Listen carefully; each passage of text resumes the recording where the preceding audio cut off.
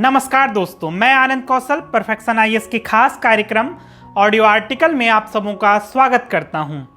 आज हम चर्चा में चल रहे डिजिटल व्यक्तिगत डेटा संरक्षण विधेयक 2022 अर्थात डेटा प्रोटेक्शन बिल पर एक व्यापक चर्चा करेंगे। यह टॉपिक यूपीएससी के सामान्य अध्ययन पेपर 2 के सरकारी नीतियां और उत्पन्न मुद्दे से संबंधित है।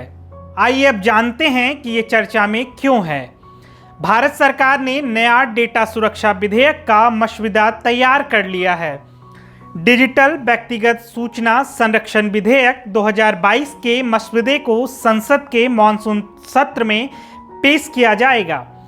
इस विधेयक को मंत्रिमंडल की स्वीकृति मिलना भारत में डेटा गोपनीयता और सुरक्षा सुनिश्चित करने की दिशा में एक महत्वपूर्ण कदम माना जा रहा है। विधेयक का उद्देश्य। सरकार के मुताबिक विधेयक का लक्ष्य व्यक्तिगत डेटा के प्रवाह और उपयोग को निर्देशित करने, इंटरनेट कंपनियों, मोबाइल ऐप और निजी कंपनियों जैसी इकाइयों को निजता के अधिकार के तहत नागरिकों की व्यक्तिगत जानकारी जुटाने, संग्रह करने और उसे इस्तेमाल करने में ज़्यादा जिम्मेदार और जवाबदेह बनाना है। यह विधेयक एक प्रस्ताव रखता है जो सीमा पार हस्तांतरण, डेटा प्रसंस्करण संस्थाओं की जवाबदेही और अनाधिकृत और हानिकारक प्रसंस्करण के लिए उपायों के लिए रूपरेखा तैयार करता है। व्यक्तिगत डेटा को केवल वैध उद्देश्य के लिए संसाधित किया जा सकता है। अब आइए जानते हैं कि विधेयक की आवश्यकता क्यों है। व्यक्तिगत डेटा के प्रसंस्करण से व्यक्तियों की प्राथमिकताओं को समझने में मदद मिलती है, जो लक्षित विज्ञापन और सिफारिश विकसित करने के लिए उपयोगी हो सकती है।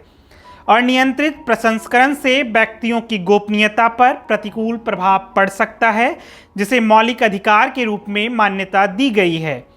इससे व्यक्तियों के वित्तीय नुकसान, प्रतिष्ठा की हानि और प्रोफाइलिंग जैसी हानि हो सकती है।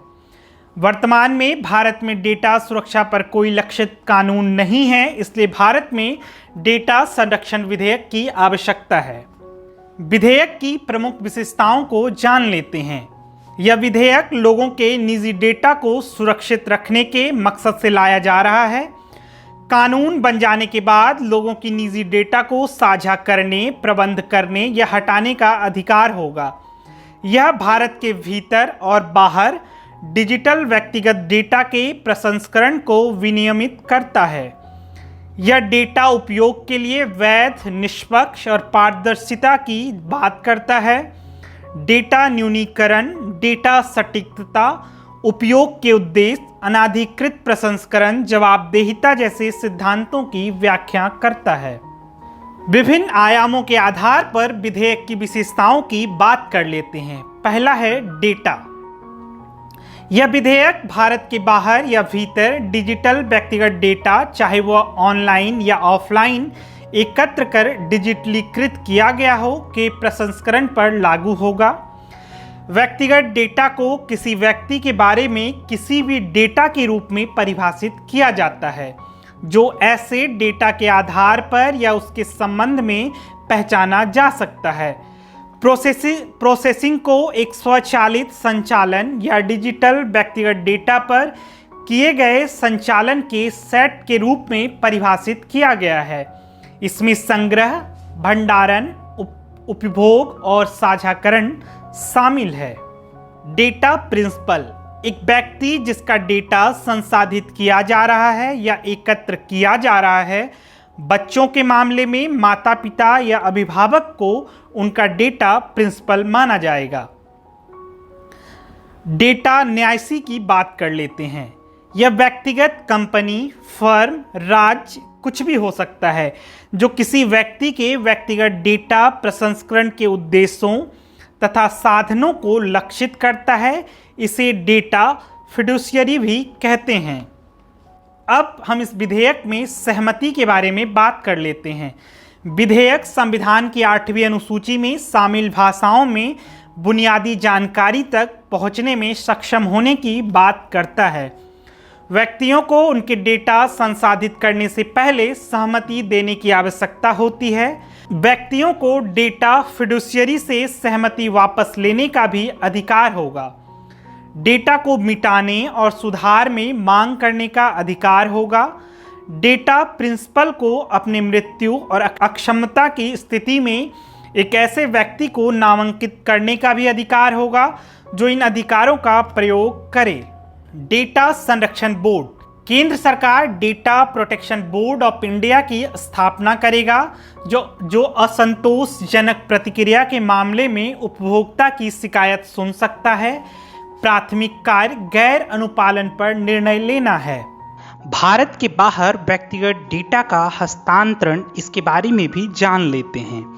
विधेयक सीमा पार भंडारण एवं डेटा को कुछ अधिसूचित देशों और क्षेत्रों में हस्तांतरित करने की अनुमति देता है। अब विधेयक में दंड के प्रावधानों को जान लेते हैं। सहमति के बिना डेटा साझा करने पर 15 करोड़ या वैश्विक टर्नओवर का 4%, डेटा उल्लंघन या निष्क्रियता पर 5 करोड़ या वैश्विक टर्नओवर का 2%, नियम तोड़ने वाली कंपनियों पर 250 करोड़ रुपए तक का जुर्माना लगाया जाएगा। विधेयक को लेकर कुछ चिंताएं भी जाहिर की जा रही है। आइए अब उस पर बात कर लेते हैं।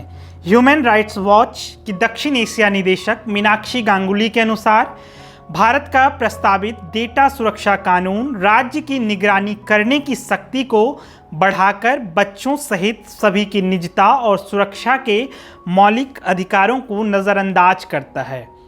डिजिटल प्लेटफॉर्म पर अधिक से अधिक डेटा की उपलब्धता को देखते हुए भारत सरकार को चाहिए कि लोगों की निजता और सुरक्षा को प्राथमिकता दे। विधेयक अनियंत्रित डेटा प्रोसेसिंग, सार्वजनिक हित के लिए तथ्य के गलत बयानों के प्रसार को रोकने के लिए सहमति के बिना प्रसंस्करण, सार्वजनिक तथा निजी संस्थाओं के प्रति अलग अलग व्यवहार, डेटा संरक्षण बोर्ड की स्वतंत्रता से संबंधित मुद्दे विधेयक को लेकर चिंताएं पैदा करती है। आइए अब आज की पूरी चर्चा के आधार पर आज के निष्कर्ष की हम बात कर लेते हैं। वर्ष 2025 तक भारत में इंटरनेट उपभोक्ताओं की संख्या करीब 90 करोड़ से अधिक हो जाने का अनुमान है। ऐसे में डिजिटल व्यक्तिगत सूचना संरक्षण विधेयक चिंताओं को दूर तथा अस्पष्टताओं को स्पष्ट करते हुए अपनी उद्देशिका को विकसित करे। डिजिटल युग में गोपनीयता का अधिकार, राष्ट्रीय सुरक्षा और प्रभावी डेटा प्रशासन के समन्वय के साथ उसकी रूपरेखा को रखना होगा ताकि भारत वैश्विक मानकों के अनुरूप अपने सुरक्षा कानून को विकसित कर सके। आज के ऑडियो आर्टिकल में इतना ही। फिर मिलते हैं एक नए विषय के साथ। तब तक हमसे जुड़े रहिए। धन्यवाद।